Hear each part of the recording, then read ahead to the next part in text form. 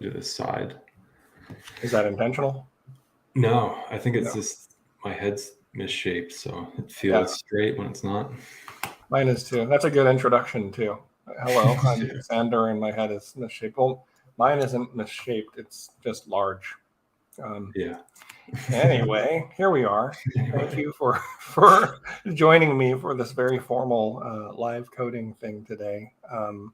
Yeah, thanks for I'm having me. excited to learn. I mean, I think I talked to you before you started any of the code on this thing, and when you described it to me, at first I remember thinking I don't get it. And when I finally did, I was like, wow! Like in the same call, you know.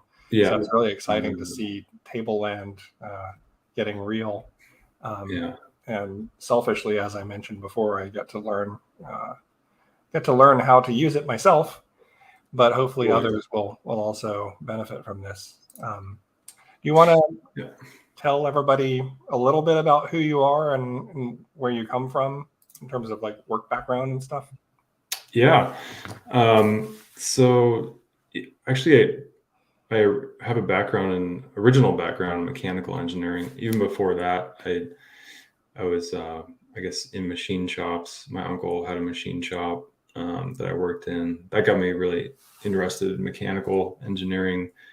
I did that. Through that, I got really into mechatronics, so electronics, and through that, I got into software, so like C# and Rabbit processors and that kind of stuff. And I just kept going, with MATLAB and everything. And it was pretty obvious to me back then that I mostly enjoyed software, just the creativity that you can have with it. I mean, you can have that creativity with other kinds of engineering, and I still love those other things, but just the rapid iteration that you have with software is just, it kind of suits my personality more too, I guess. Yeah, me too. It's so malleable. Yeah. Throw it away, reform it anytime you want. Totally. Yeah. So how long have you been doing like Textile and then Tableland? Yeah. So I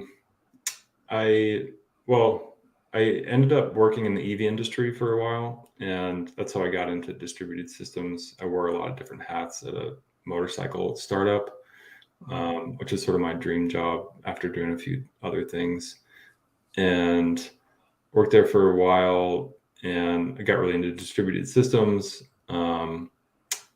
web software and back-end stuff. And I was always kind of a hobbyist with data visualization and front-end things like Flash and JavaScript. And so, yeah, I was just wearing a lot of different hats there. And I ended up doing something similar at Apple for a while, at their special projects group, and working on distributed systems and related to vehicle data. And that's when Andrew and I, my co-founder, we've known each other for over a decade, and we always just had such a good relationship in terms of ideating.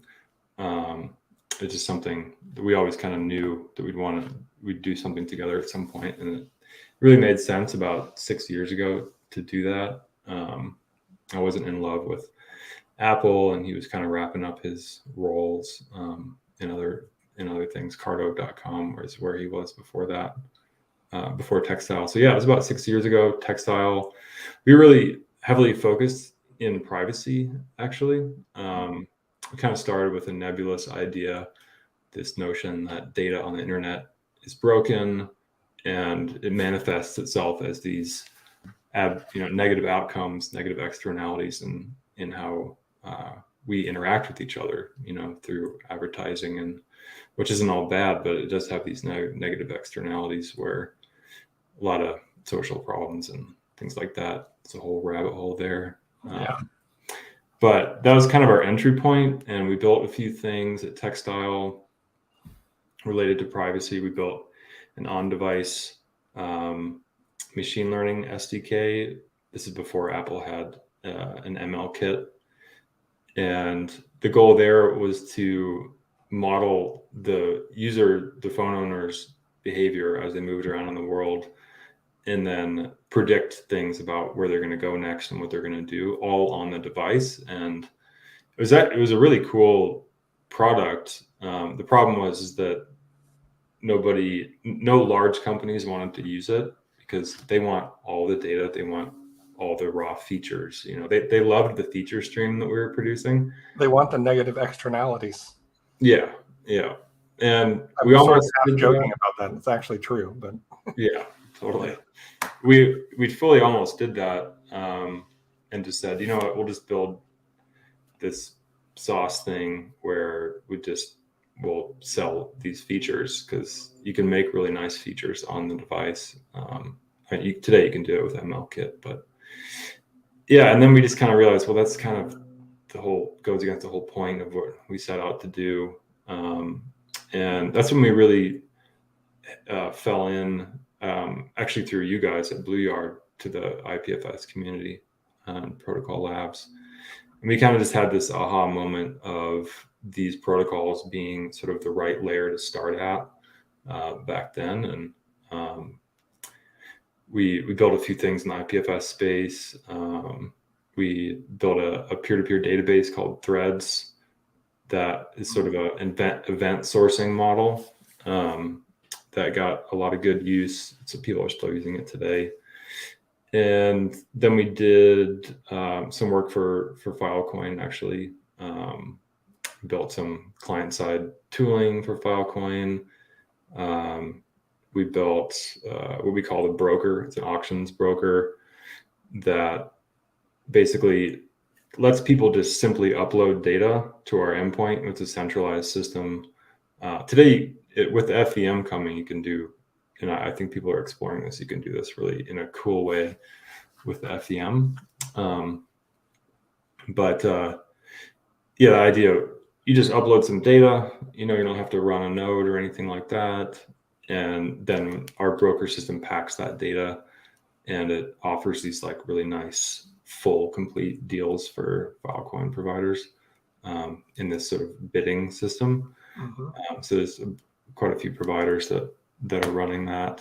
But yeah, we always knew and just had the sensation that the space was super early, and we were totally content just contributing where we can, and learning and building open source tooling. And last year we kind of were looking at a few different, we really wanted to start like, okay, our major contribution to the space, we felt like it was time, because we not just because it was time, but we saw some really cool opportunities. And one was around like, layer 2s for Filecoin, creating the ability to basically query the data in a familiar language like SQL, the data in Filecoin, because to some degree, there's no point in storing data if you can't query it back out in a useful way, Right. And that was a problem we had experienced firsthand. So we really felt like we understood it. And then we started to step back even further and think that actually the right way to do this is actually a much broader vision. It's much more of an agnostic layer, this metadata layer, this query layer for Web3 that can be integrated with Filecoin, Arweave, like any sort of storage layer, sort of agnostically. And on top of that, we had the realization that in order to do this in a way that sort of provided new value to the space, it's super important to us to make the data as close as possible to the assets, to private, like NFTs and tokens, and if you take that design constraint in with the insight about being able to query with SQL, you kind of arrive at, we have our initial offering with Tableland. So basically it's a decentralized SQL database. That's the grand vision, and we talked today about, we're always saying our aspirational competitor is Cloudflare D1, because they they understand, how cool SQLite is. They run it in production. You can have these web workers that run on top of it. So D1, is that an edge SQLite database that they provide or something? Yeah. Yep. I think it's in private beta right now, but it's kind of, you can see how they're sort of unpacking the space. They started with web workers, and then they now have R2, which is storage. Mm-hmm. And then now they're adding like sort of this query structure layer on top of that. And we see in Web3, like there's a strong analogy there, which is, decentralized storage like Filecoin, and Tableland for structured queries on top of that data. You can think of smart contracts kind of like workers, although it's a little bit different, because you're not, you can't query data from them, but you can control data with smart contracts, which is another one of our kind of requirements that we wanted when building Tablelands. We wanted it to be as native as possible to where people are already. And that means that you can control data with contracts and wallets and tokens and assets. That comes with some trade-offs, though, like at least today in how we started around it being relatively latent and not having super high throughput. But you can build really cool things with it today, and we'll unpack those challenges later, so it's sort of picking your battles up front. Right. Yeah. So like when you told me about this the first time, and let's jump to coding in here in a second, but the thing that got me excited was, two things. One, everything in Web3 that I had looked at had some sort of different model that I wasn't used to. I'm an experienced developer, and I think I'm pretty smart. And I read about things, and it's like, wow, so many new terms. And I think we even had this conversation about threads, like really cool project, but you really have to like get into a different mind space for it. And the same with smart contract development, kind of out of necessity. So the presentation of like, this is just relational tables with SQL. People have known how to do this for decades, and totally. It's trivial to learn as a semi-techie person, to do SQL. Yeah. And then the other thing is, as you look around this whole decentralized web, you see so many centralized points of failure, if you want to call it that. So, and I know this is a thing that you guys talk about, the NFT projects that have gone wild. So much of the data around them are just stored in centralized databases that someone controls and might forget to pay their bill for something that is just gone forever, right? Yeah, absolutely. And also SQL, and specifically SQLite, it just runs everywhere. Mm-hmm. And it runs in their browser. Chrome OS is moving towards it as sort of their built-in database solution. So is Tableland running on SQLite? Is it a managed decentralized SQLite effectively? Sorry, what was that again? Are you saying that Tableland is implemented in as SQLite? Oh yeah, okay. Absolutely. Cool. Yep. Yeah. So we our validators run SQLite underneath we have a custom parser that we wrote that ensures everything coming through is deterministic, and some other things, but it's SQLite, and that's really cool because we can back into things like local data stores where data locally is combined with data on Tableland, because SQLite can run anywhere. It's also a nice solution to private data where not everything needs to go through Tableland. You might have some settings like in a game, or maybe even more sensitive things that would just be local. Mm-hmm.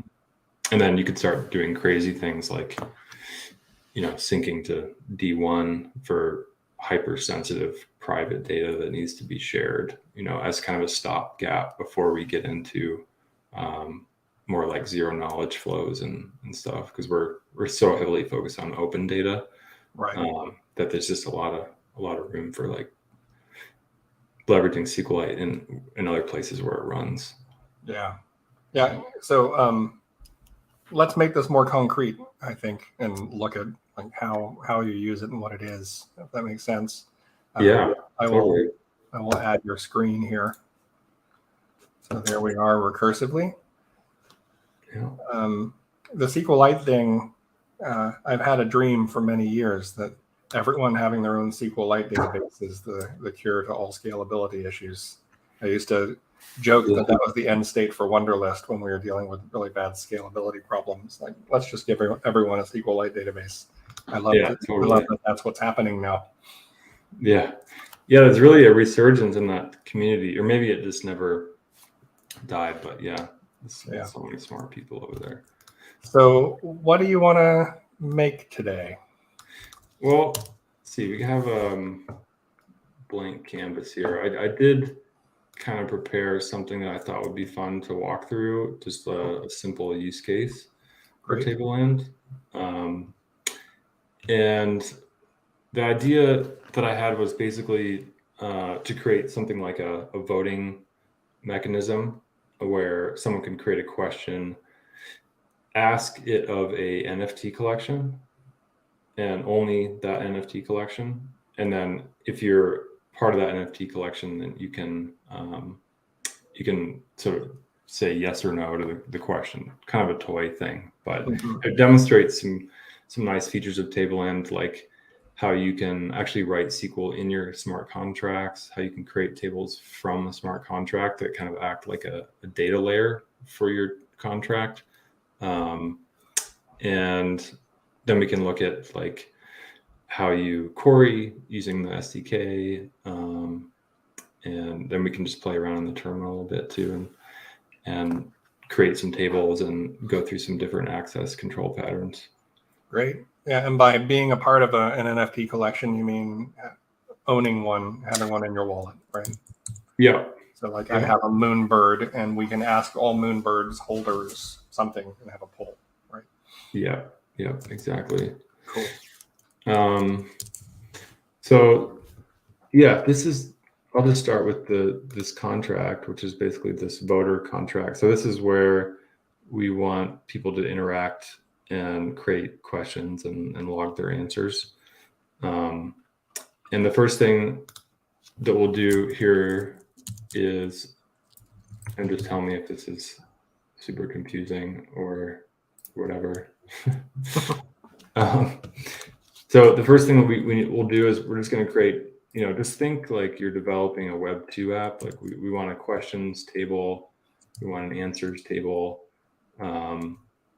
and we want to be able to, do some joins across them to show the users like what questions they've answered, maybe what open questions or what questions they can ask or they can answer. So this pattern is how you create a Tableland table directly from a contract. So you can do it in a constructor like this if you want to. This Tableland deployment is just a helper that gets the right Tableland deployment for the current chain that we're on. We call it create table. We tell it that this contract is the caller. By default, when you create a table on Tableland, the creator is the owner, and tables are actually ERC 721s. And we did that not because we thought, people are going to want to sell tables, although, you never know what people will do. To clarify, ERC 721 is the standard for NFTs in Ethereum. Right? Yeah. And also the constructor here, if people aren't Solidity developers, does this get called when you deploy the smart contract the first time? Yes. Okay. Yeah. Cool. Yeah.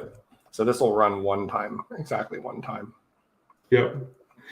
And you totally could we could deploy this contract and then create a table with the SDK or with the dashboard, and then transfer it to the contract. That would be one way to do it. Right. But this is just kind of makes it easy. You don't have to manage the table name or anything like that. Cool. Yeah. Okay. So I interrupted. You said that tables are ERC 721s, and you didn't do that because you expected people to trade them, although they could, I suppose. Yeah. So it's just I mean, if you think about it, it's just a standard that's great for ownership. It allows you to transfer something to someone else to be owner of it. So with, there's no reason to like reinvent a protocol for ownership if we have ERC 721. So kind of a artifact of that is that tables are themselves NFTs. You can see them on marketplaces and stuff. We did some fun things with an SVG renderer. Let's see if I can share. Got two screens here. So like this is on Optimism Gourley. This is an example of a table. We did this little thing where we render with an SVG from Tableland the schema of the table and its name and stuff, just to make it, not like a question mark image on a marketplace, because I don't know. We talked about this a little bit yesterday, but I feel like marketplaces have kind of narrowed our view of what NFTs can be, because they all potentially show up. It is sort of weird, isn't it? It also makes a nice catalog feature that you didn't have to build, I guess. Yeah, exactly. And then the access to the table is a little different than ownership. So ownership just means like who can transfer it, basically, and who can control the access control. So access is governed in a couple different ways that I'll get into down below. But here, after we deploy the table, then we're gonna set the controller to be this contract, and I'll show why we do that below. And then we also create a table for the answers, and it's going to have this schema up here, the question ID, the token, and I'll get into why today we have to, for the SQL people out there wondering why the schema looks like this. There's a few limitations today around doing inserts where the insert contains a query for various reasons. But yeah, so we have to do a little workaround today. But then there's the respondent. That'll be the address of the person that makes the answer, their vote, which is just a 0 or a 1. And then we want to ensure that a respondent can only vote once. And we can just do that with the unique constraint. Per question, per respondent, we can only have one row, Makes sense, yeah. And now let's see. So I'll show you, just to show you a little bit what this could look like. I made a little CLI thing that is called voter, and we can create asks. We can answer questions. We can show questions that are open to us, and we can see like our existing answers. So you can see like,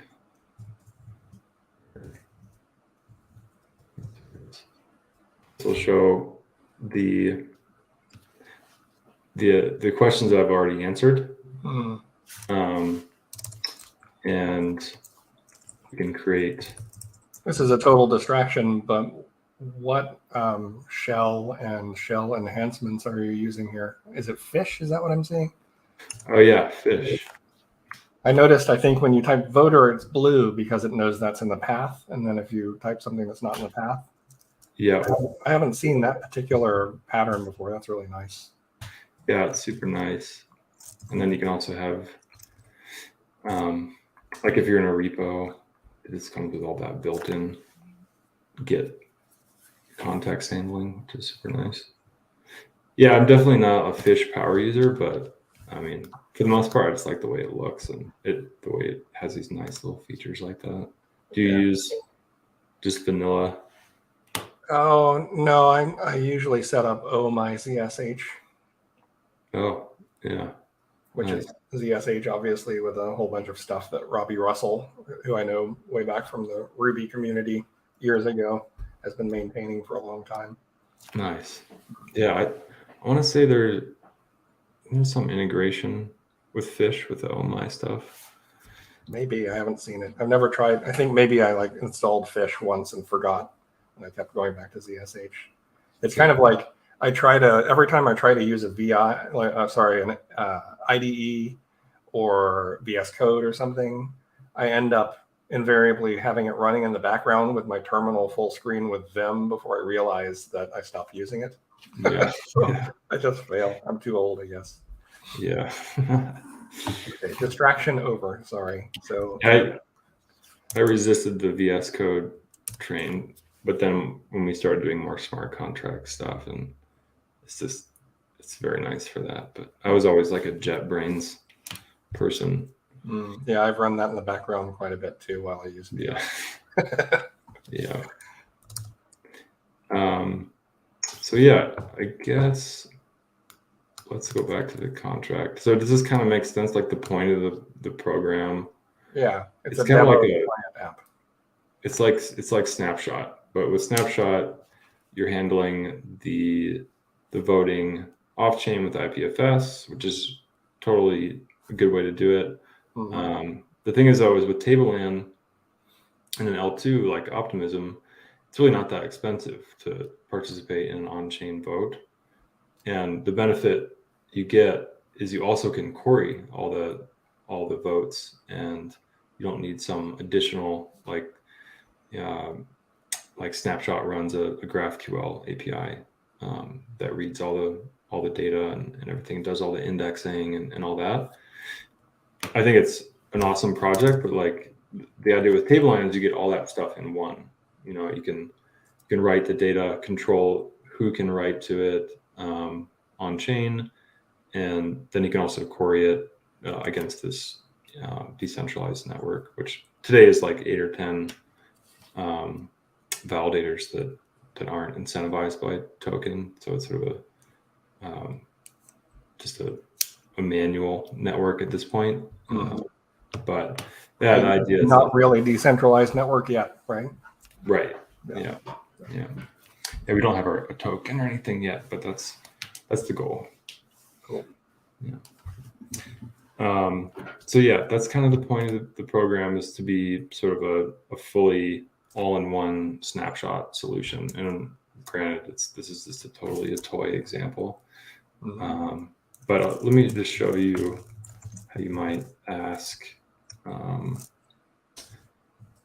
to ask something, we need to give it a token and then a question. So the token being the collection that you have to own one of. Yeah. And just to make this easy, this is our on-chain stuff for Tableland, and these are all the places where it's deployed. And I'm just gonna. So what is that? GitHub/Tableland network/EVM-Tableland. Yeah. Okay. Yep.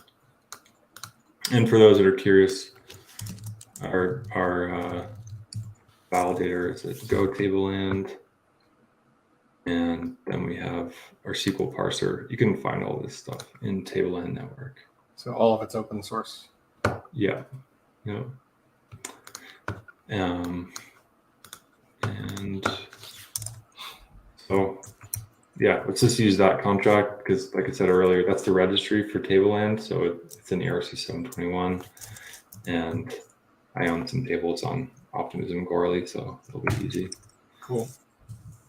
So you're asking all now Tableland table owners from that network a question. Yeah, exactly. Yeah. Cool. What do you want? What's that? What do we want to know? Yeah, that's a good question. So I made these as yes or no's because we can do some cool summing across the boats that way. So we could ask, what country are you in? Then the answer is yes. Oh, that's not a yes or no question. I was recalling that from memory before I changed it to yes or no. Yeah. But now we're going to have this very strange question. Yeah. Gorley is chugging along. There we are. So basically, yeah, a couple things to see here, and then I'll go back to the contract and we can look at what actually happened there. But if we go here, this obviously is a transaction.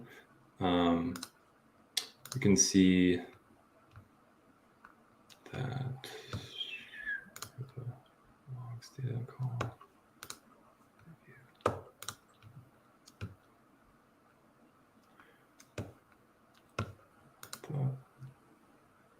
We could see the nice events here. Maybe they don't have that on Optimism Gorley. Basically, what's happening here is that the Tableland registry emitted an event that contains the SQL statement, and that's picked up by our validator. And we can check the status on the validator with this transaction ask. So I can use the Tableland CLI and ask them what happened there. It's like it's all good. There's no errors. There's the link again. Transaction hash. So it looks like the validator accepted it and it applied it fine. So let's look at and see exactly what happened there. So the question asking, I wanted to show kind of different ways to use Tableland in this. So the question asking is not proxied to the smart contract. We're directly using the SDK. And I have this little ask program, which is the one we just ran. And after some setup here, we insert a new question. Here we're calling the voter contract. So this is just a normal TypeScript program that has nothing to do with smart contracts or anything, right? Exactly, yeah. Cool. Yep. So we have, this is just a reference to the contract that's deployed, the voter contract, this thing. Mm-hmm. And we're just going to ask it, what's the questions table so that we can use it. So there's this read-only method down here to get the names of the two tables that the contract's using. Mm-hmm. And then we just write normal SQL. So we're just going to insert into the questions table the token and the body of our question. And then we connect to Tableland and we just do the write. So this is using the Tableland SDK here. Okay.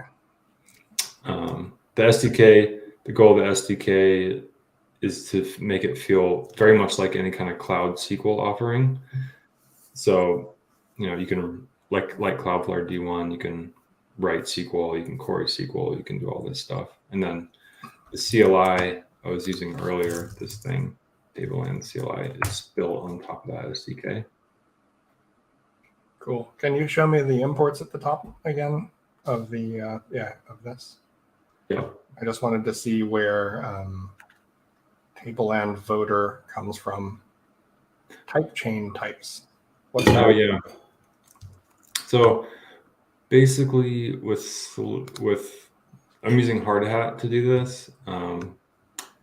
And we have this contracts folder, Tableland voter. So whenever I run Hardhat compile, it creates TypeScript types and JavaScript libraries for all these things. Cool. I haven't used Hardhat before. I played with it briefly, and so good to see that. Thank you. Yeah, it makes it really nice. Just then you can treat the contract basically with the help of Ethers JS. You can treat it just like a remote API, like in a typed one. Right. Which I guess it actually is. Ultimately, it's like a JSON Right. API, right? Yeah, totally. Cool. Yeah, I mean, I know some people have been. I'd like to check out the Go tooling and other ways to do things like Hardhat does.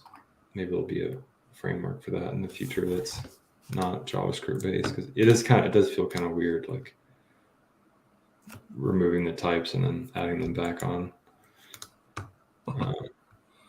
So that was very simple, obviously, especially the main body of the code that does things.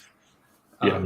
And as an old normal Web2 developer who's done a lot of SQL, I don't have any questions. Right. So you mentioned like this doesn't proxy through the smart contract. I guess you're going to show that at some point. Yep. What do you mean by that? Yeah, so when we just use the SDK here to write a SQL statement, that will hit the chain before the validator picks it up.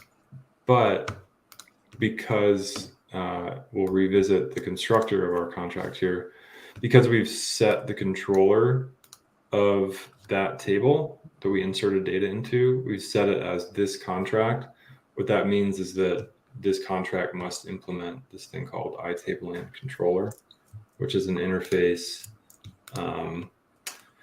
that has this single method on it called Git Policy. So this policy allows you to do really flexible things with access, and actually do things as granular as like row level or column level access on a table. And we can see here over on Tableland Voter, we're doing that. We're implementing this policy. This is a really simple one. We're just saying that basically anyone can insert, but nobody can delete, nobody can update. And some other cool things that you can do with the policy though is like, obviously we don't have access to the SQL in the contract. Like we don't, at least we don't have the understanding of what it means, like we can look at the SQL string and say, okay, that's a SQL statement. But we're not parsing the SQL in Solidity. We don't know the state of the table off chain. And so we can't do, like, what am I trying to say? We can't actually interact with that data in a meaningful way on chain. But Right. what we can do is we use these policies to add additional clauses. Like you can only insert if the row ID equals 10 or something like that. And that actually maps really nicely to NFTs and NFT metadata, because you can say something like only the owner of the NFT can change some column in the NFT metadata. And that's kind of a gateway to like a lot of cool dynamic experiences, Right. Games and things like that. So a technical question for you here. When you were saying you don't parse the SQL in these contracts, that leads me to believe the SQL, the request is still flowing through this contract. And you said you could see the string. So is that how it actually happens when the contract is the controller? Whenever you're using the Tableland SDK, you're talking to Ethereum or whatever in this case, and sending the SQL you want to execute. Yeah. So the difference is that you're sending it directly to the registry, the Tableland registry. That has a method on it called run SQL. And actually, we should just look at that. Let's see. We can go. So this is the interface for the Tableland registry. And it has this method here called run SQL. And we're actually passing the statement in here, like you said. Okay. So the SDK will do this, and then it will call this method. And then if we look at the actual implementation, this is the run SQL method. So we do some auth checking, query max size, and then we do this thing called Git Policy. So here we look up in the registry who is the controller of this table. The controller could be an end user, an EOA address, or it could be a contract.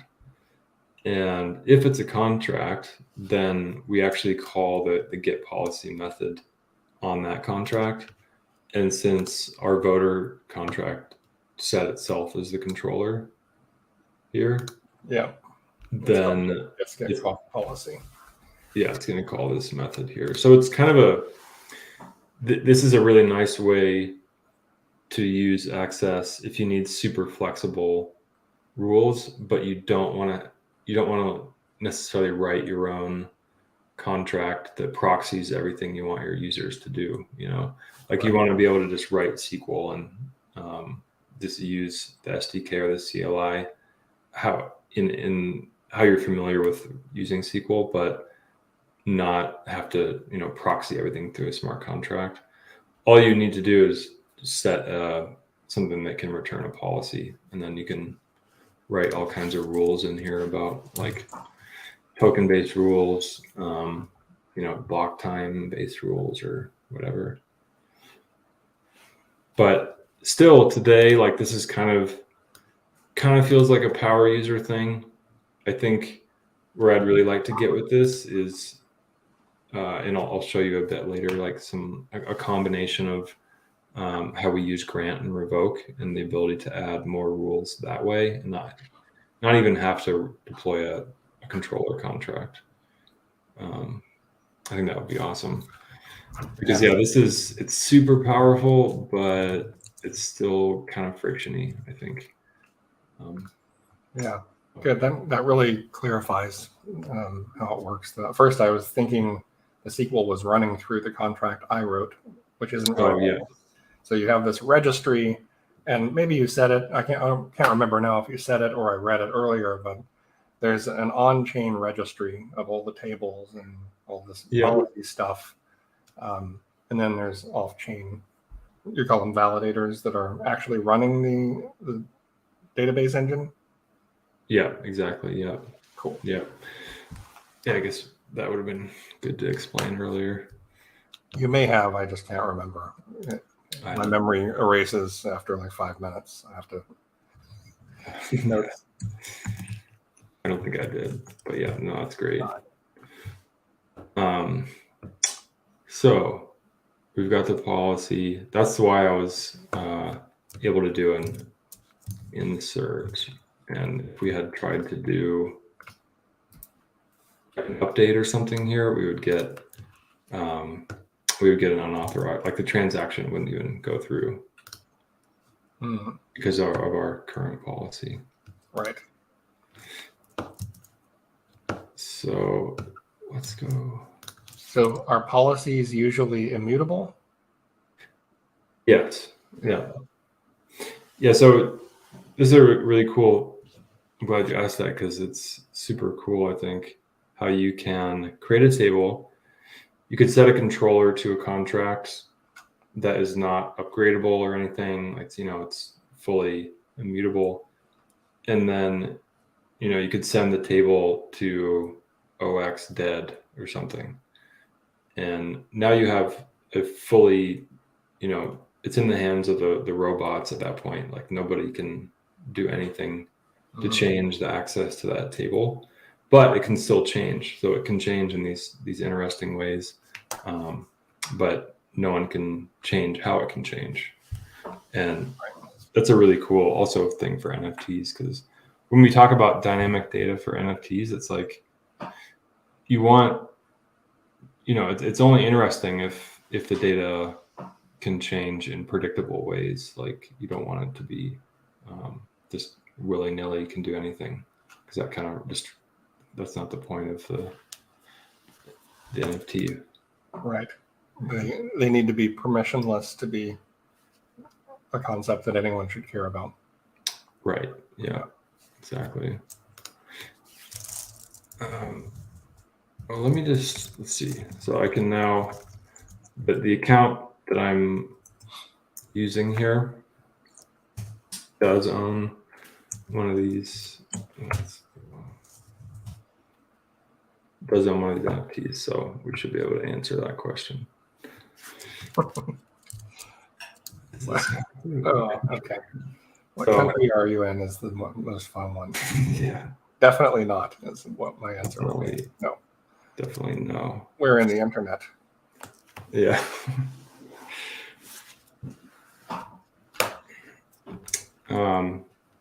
So yeah, we could also try answering that question again.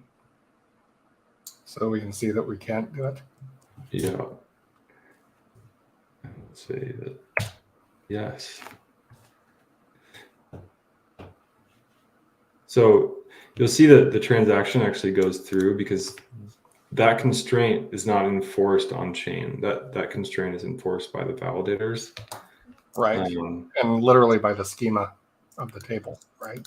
Right. Yeah. So we can look at the receipt and we should see that, yeah, unique constraint failed. Okay. Where are these hashes stored, these receipt hash things? These are stored. So the validator keeps it unsurprisingly uses SQLite also for like system related things. So every validator will keep a record of all the transaction hashes, all these events, and it'll also keep a record of if it was able to apply that event to the database, and like we're seeing here, if there were any errors or anything like that. Apologies, my cat was just under anesthesia and I was stopping it from falling off of a bed. So because it's SQLite, the tables will run on one validator only, right? Yes. At least for the time being. So so there's something in the registry then that says this is the validator where this thing lives currently. Well, actually, no, I think I misunderstood. So yeah, basically there can be any number of validators watching the registry, and all they're doing is materializing these events and materializing them into the SQLite tables. So today there's like 8 or I think there's 9 now different organizations we're working with that are running the validator, and they're all running exactly the same. They all have all the tables. Oh, okay. And so because you're proxying the SQL through this decentralized thing, it means that they can replicate all of the state, and you probably only have to go to one validator for a query, I assume. Exactly. For an answer, update, or delete. Okay, cool. Yeah. Yeah, and I see Carson has also answered that question in the chat. Thanks. Oh, nice. Carson's here. Yeah, Andrew's here too. Oh, guys. Yeah. So just on that point, the like you said earlier, the setup is that you can think about a database as 2 components. Like there's the data layer, the rows and the columns and the tables, and then there's the access around that data. And what Tableland does, at least today, is that we just split that down the middle, and the validators are responsible for all the tables and the data, and then we inherit identity, access control, and total ordering of events from the EVM layers. And it's a really simple approach. It allowed us to ship something really fast, and actually solve problems like for the NFT related use cases and things like this.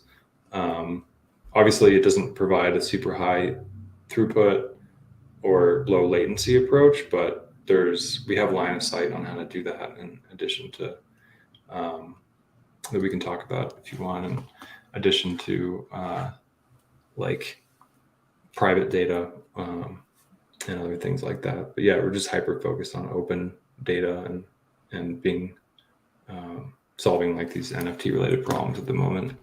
Yeah, it seems very pragmatic. Like, Yeah, I can kind of imagine, and in some cases probably incorrectly, how it all works from just this amount of discussion. One question I have that maybe is out of scope, but is like, we're going through this proxy for everything. Is there a future design where you could imagine being able to connect directly to the database in a way that you could use like an existing adapter and then plug it into existing tools? yes.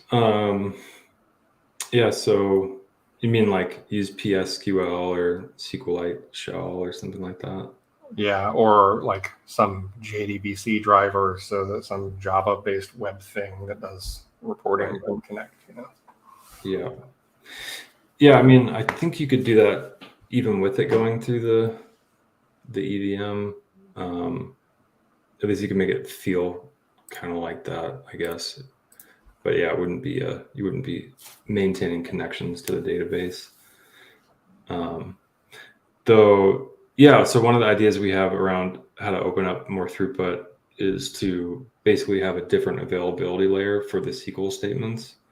So you could imagine doing something like a roll up on L2s or a roll up on an L1 if you wanted to do this on Ethereum.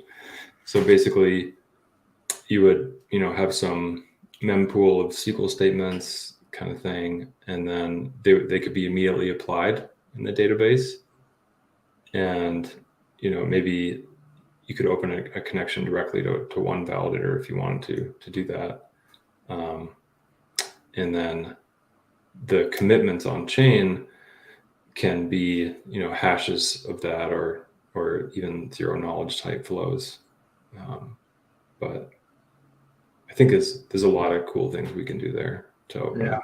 Yeah. And you mentioned you've been focused on open data so far. Yeah.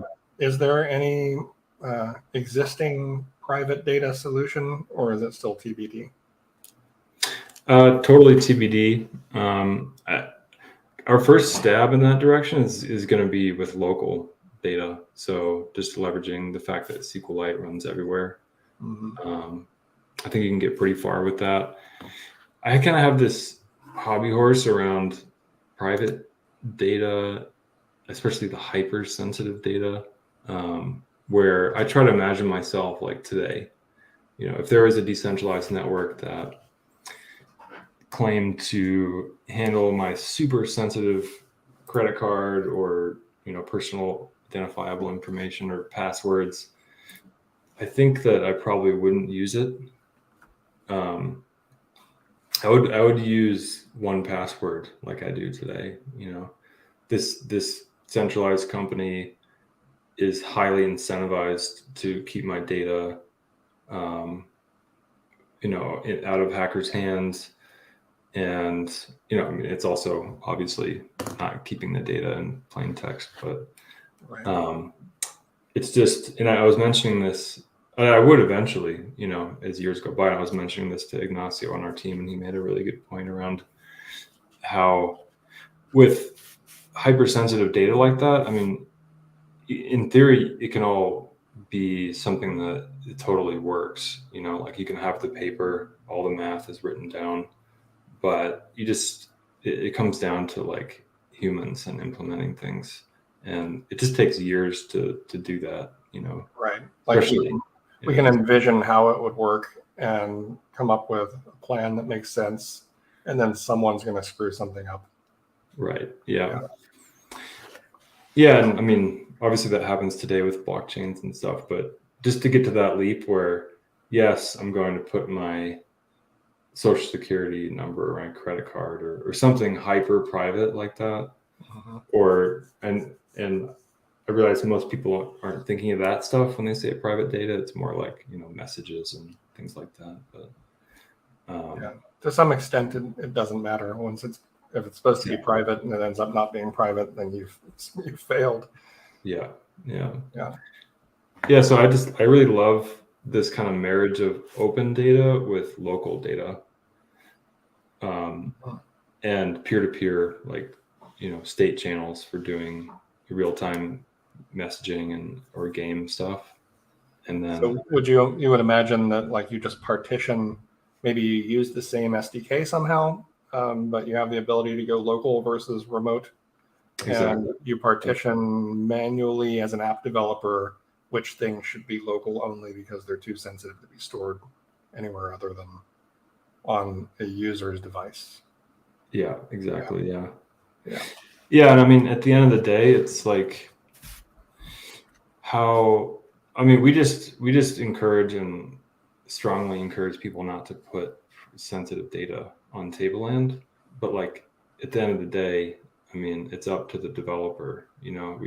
We can't enforce whether or not something is sensitive or not, which opens up a lot of different rabbit holes. But I think just the solution to that is more education and teaching people how better to handle their users' data.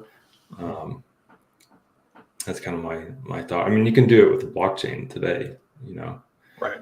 Like you can make a contract that just is storing everyone's, messages and credit card numbers, and no one would be able to do anything about it. So yeah, it's kind of terrifying. I talk with a lot of people about how Web3 adherents seem to think that because it's all crypto based, that it's private and safe by default. And in fact, it's sort of the opposite. Especially if you have this false sense of security, and then you go off and do stuff on a blockchain. It's not only public, but it's immutable. Yeah. You could permanently dox someone because you don't know what you're doing. Yeah. No, totally. Yeah, I know it's sort of a really hot topic, and for good reason recently. Yeah. So how would the local thing work? I guess you would have a browser API and it would store in the browser as SQLite, that sort of thing. Okay, that makes sense. Yeah, we're on mobile. SQLite runs on mobile as well. Mm-hmm. It's kind of like, you can think of Tableland as cloud SQL, and then being able to have a happy marriage with local data happens today in mobile development. So people use, I forgot the name of that super popular, like Swift databases, local database.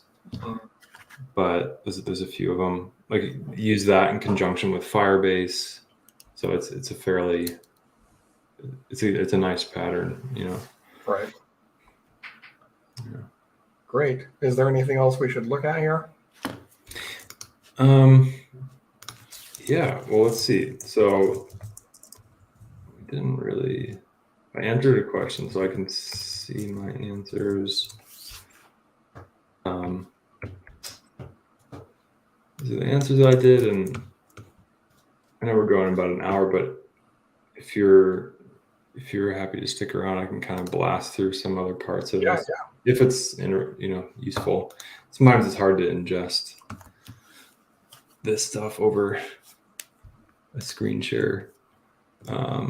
I'm finding this one to be quite ingestible. Nice. That's great. So yeah, what we just did here, we just ran this answers query. So this is showing me all the questions that I've answered and what the answers are. So we can do joins on Tableland. So what we're doing here is we're going to select from the questions table, and from the answers table, we're going to select the vote, and then we're going to do a join on where the question ID on the questions table equals the question ID in the answers table. And then we're going to limit that to the respondent, which is my signer.address. So this kind of shows how you can, it's just, I'm not, it's not anything new, but you can just use SQL to query data that was added from a smart contract. Yeah. And it helps to crystallize everything to see this. Like in my mind, I'm thinking, okay, the tables have to be in every validator. All the tables have to be in every validator in order to do a join, I guess. And right. And that is true, but there's some really cool stuff happening in the SQLite community around creating basically clusterizing Sqlite. So we can think about just letting the parser in SQLite figure out like where these databases are or where these tables are and pulling them together, which would be a super cool way to implement. If you had something like table sharding or network sharding, not sharding of the tables themselves, but if you were to say every validator doesn't need to store every table, it's sort of this competition of storage, which is where we want to go with this. Then yeah, you need some way to basically do joins where every validator doesn't have every table. Right. I know there was something else I wanted to show you. That's basically the voter thing. Was there anything in the contract we didn't look at? I feel like there might have been like one function that we didn't look at. Maybe I'm making it up. Oh yeah, of course. So this is how we're creating answers to questions, and I did it this way because it just shows a different pattern how you can use Tableland. So where before we were using the SDK directly to write, here we're letting the contract do the write. And in fact, actually the only one that can do the write to this table is this contract because it's the owner, and we didn't change the controller like we did for the questions table. Oh, okay. So by default, if you don't set a controller, only the contract is able to do anything? Only the contract, or only the table owner, which in this case happens to be the contract. Okay, yeah. Yeah. And that's right. Yeah, only that person or contractor machine can do anything. Yeah. So this is how this is showing we can directly call the table registry and run SQL like this. So when I answered that question, when I answered that yes/no question of what country do you live in, it made its way through here. And this is we have some helpers that help create SQL statements in Solidity, but it's still a little frictiony. So there's some cool improvements we can make to not have to do so much like string handling and stuff. Right. Yeah. Which is not quite fundamental, but just right. Nuisance. I guess frictiony is the right way to say it. So this means that we could answer a question like in either scan or something like call. You don't need any software to do this necessarily other than just talking to the network that you're on. That's cool. Yeah. Yeah, totally. And did you say that when we answered the question, it did go through this even from your CLI program? It did, yeah. So is that just like straight up ether.js stuff? Or? Yeah, exactly. Yeah. So again, we have the typed method for that. Voter is what in this case? Voter. Oops. We closed it. Voter is this contract, the Tableland voter.solidity.sol. And you've like instantiated it somewhere above, right? Yes. Yep. Sorry. Okay. So we have the voter factory, and we can connect to it. Yeah, you did that with the typed hard hat generated libraries, right? Yeah. Yeah. Yeah. Nice. And then I did this thing where basically whenever the contract's deployed, you can just update this deployments file, and then that way we can use it in the CLI. So that's kind of how it knows what the address is. That's cool. That has me wondering. I mean, it's so early, who knows? But like patterns for when you choose which, it certainly makes the API interface in the client code even simpler when you don't have to mess with SQL. Yeah. I guess it's sort of like deciding when you let someone send, well, you basically never do, but when you let someone send SQL Right. directly into your database versus going through a REST API or something. Yeah. Yeah. I mean, it goes against everything that you feels natural when you do Tableland write like this, you know? Yeah. But it also feels good. It also feels good. Yeah, exactly. Yeah.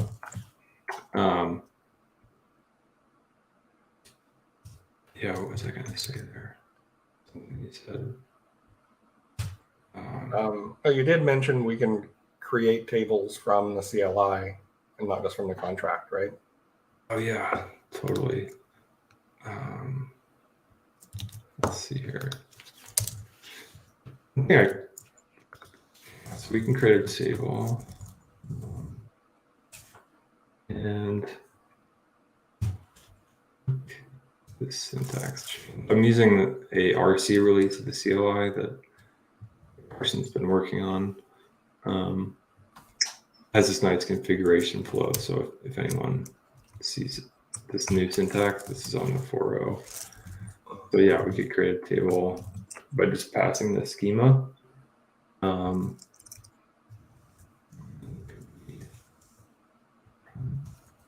So this leads me to the question: if all of the tables are NFTs, this would create an NFT. The other contract, I think I wrongly assumed that the contract that you made before was like an implementer of the interface of the NFT, and therefore it was the contract for the NFT.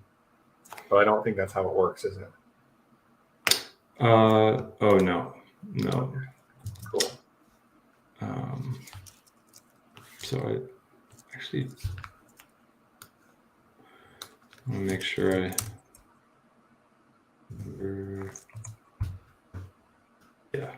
Okay. It used to be a flag, but I think it's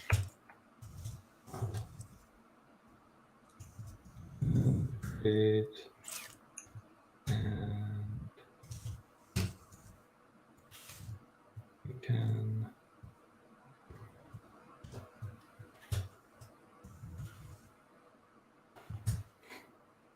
Yeah, so this will actually mint a table for us with this schema.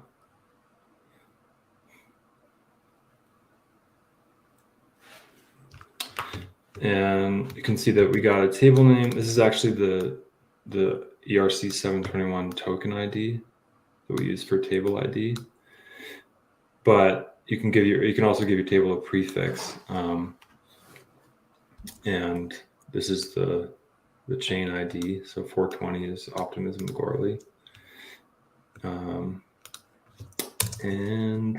let's see. Yeah, so we can Tableland read.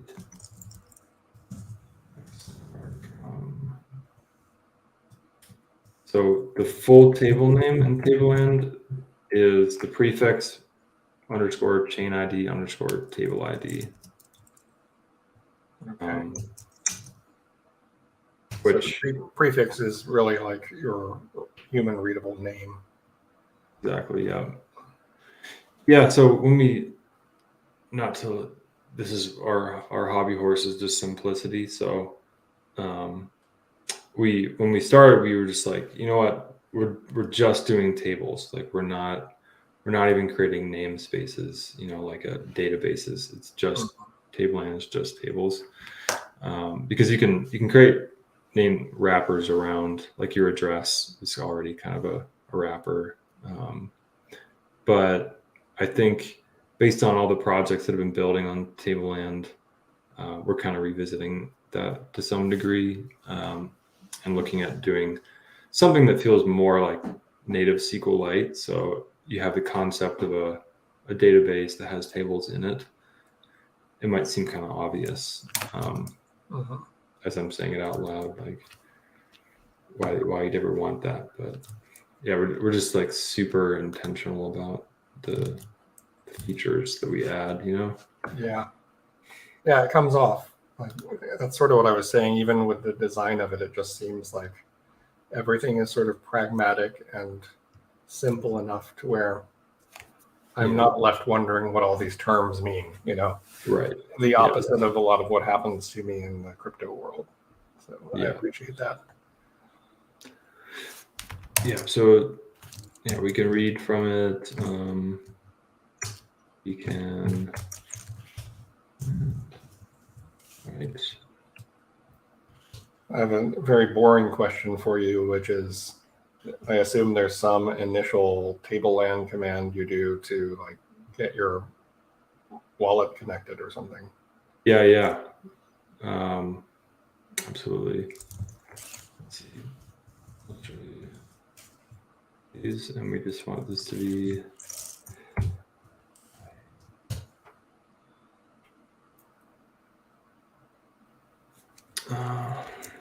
running. It's not a live coding session without an error that you didn't expect. Yeah. Okay.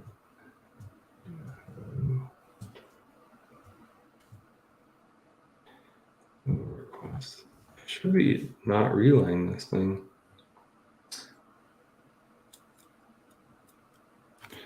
No, why did I call ID and message. Yeah.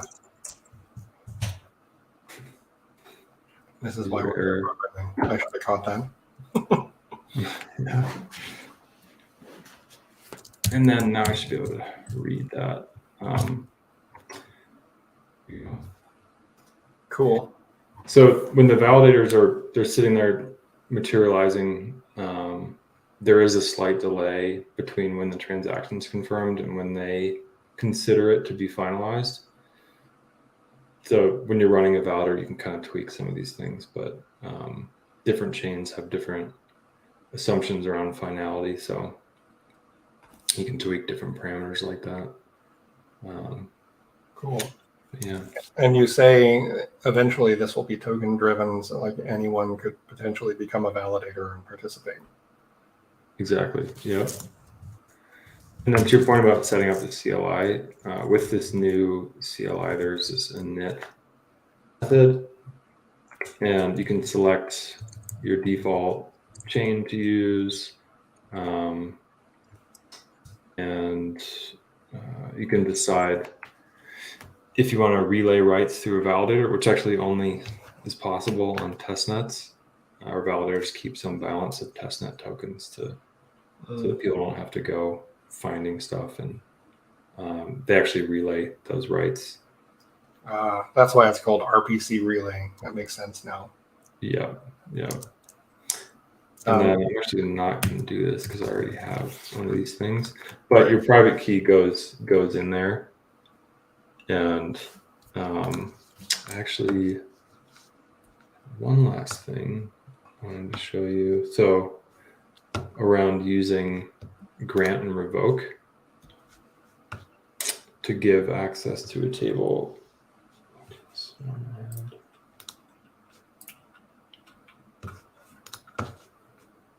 Let me.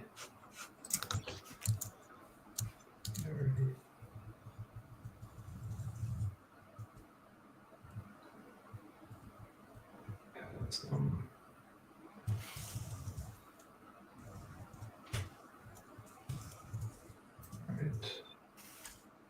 Yeah, it's earlier. So, if I were to, let's see. I'm just going to go to my other screen here and change my logged in user. So now I'm using Tableland with a different user. And if I were to do this,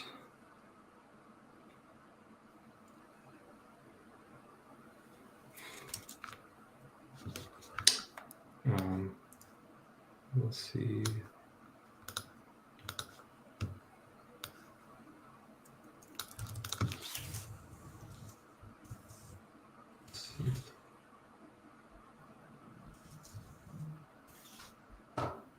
It didn't change.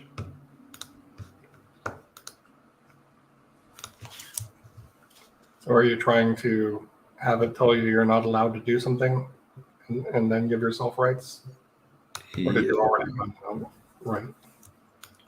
Oh, shoot. I was using the wrong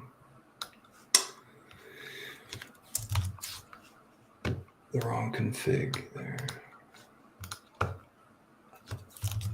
Maybe terminal off screen. Are you swapping config files and therefore private keys? Yeah, exactly. Okay. Makes sense.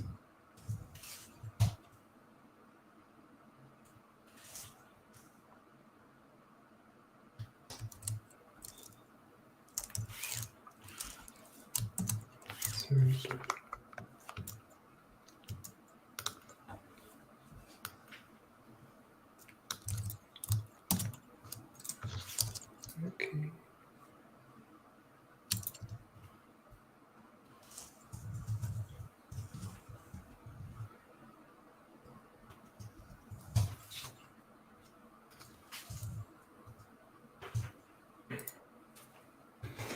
Yeah, there's another way to do access control that we're gonna kind of marry with the on-chain stuff, but we call it validator side access control. Mm-hmm. And the idea is that we should be able to use, actually it's not part of SQLite, but Postgres, SQL, and other SQL databases have grant and revoke functionality. Right. And it's super nice to use that with Ethereum addresses or contracts. So you can grant, like insert and delete and update to an address. And that way, if you want to just do kind of macro level access control like that, maybe you'd want to grant shared access to a table across multiple wallets that you own or something like this. Then you might use this setup. But yeah, that's cool. It's like you're using Ethereum addresses as global identifiers for people. Like you don't really have a concept like that in Postgres and other databases across databases. But here you have global namespace. So yeah, so it's kind of like turning the database inside out, making the database users, or making the database roles Ethereum accounts or addresses. Right. So I can grant insert like this.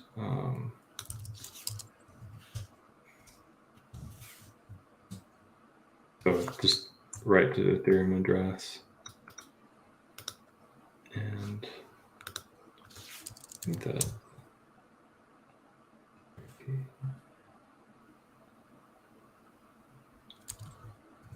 Oh. Are you now copying your address from the config file? Well, yeah, let's see. I was just gotta get the address of my other account. You can stop me if this is getting tedious. Well, it isn't to me, and also anyone who watches later can just fast forward, which is nice. Sure. Yeah. Gotta get my MetaMask key.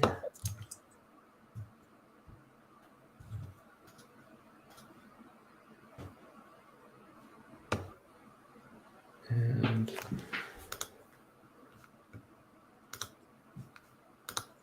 I think this is right.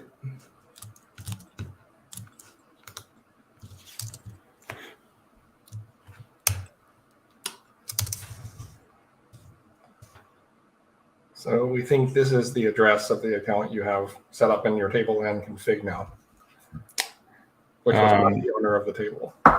Yeah, exactly. Yeah, that would be the one. So what I did, it's kind of a cumbersome thing to demo. But I created a table with, say, account A, and I wrote to it with account A. Then I changed to account B, tried to write to it, said that I don't have access. Then I switched back to account A, and now I'm granting access to account B from account A. Yeah.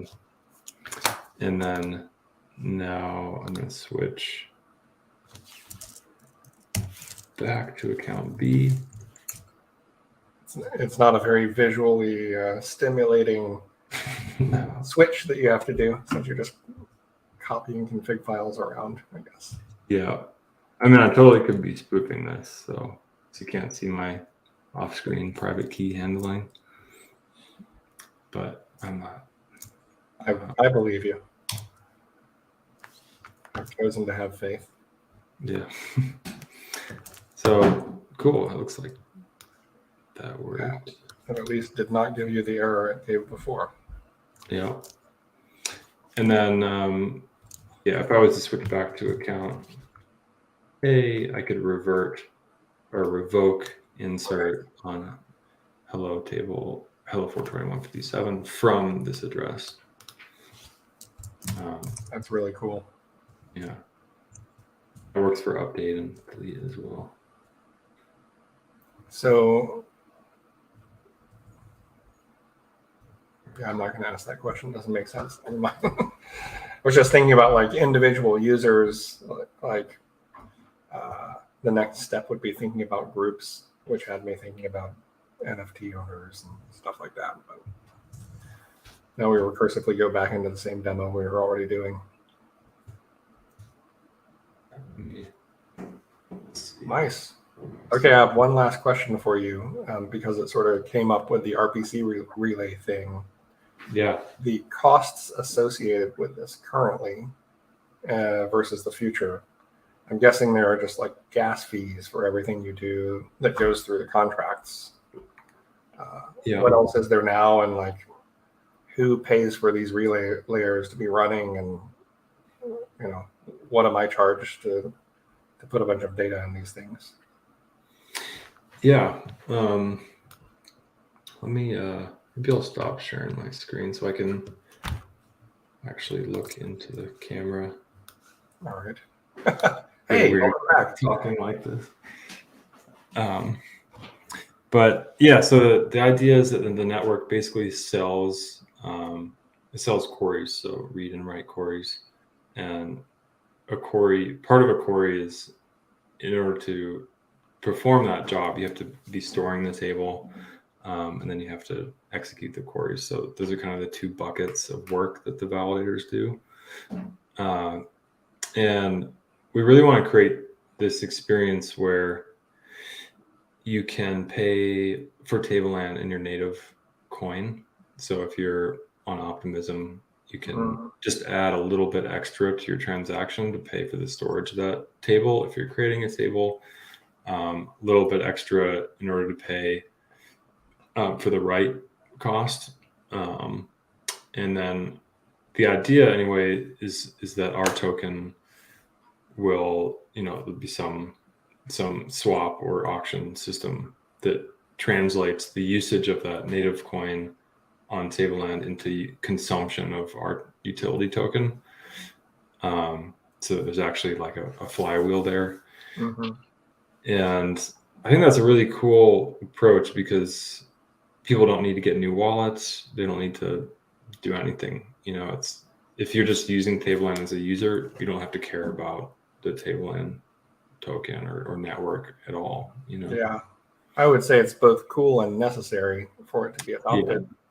And I say that as kind of a dig to the current status quo, less so a dig to what you just said, because there are so many places in Web3 where the abstractions just leak right up into the user's face, which totally limits who can participate.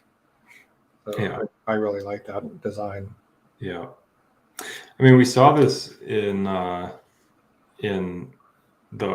little bit in Filecoin, and also I think heavily in the Arweave space, where it's so hard to get the token at all. I mean, you can't imagine using it on a daily basis. And that kind of spurred the standing up of the bundler network over there, which was, I don't know if you're familiar with them, but they basically do something, they add an additional layer to Arweave, which is kind of like a roll up, but it allows you to pay in Ethereum or any other coin to pay for storage.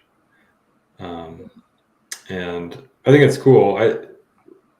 I want to do it in the protocol itself, like actually in as like the way to do it and not an additional layer, because then there are some other really cool benefits you get from that, like being able to reward validators in a native coin as well, at least partially, Right. As the network's young, because getting rewarded an asset that is already valuable is like a nice way to grow a network.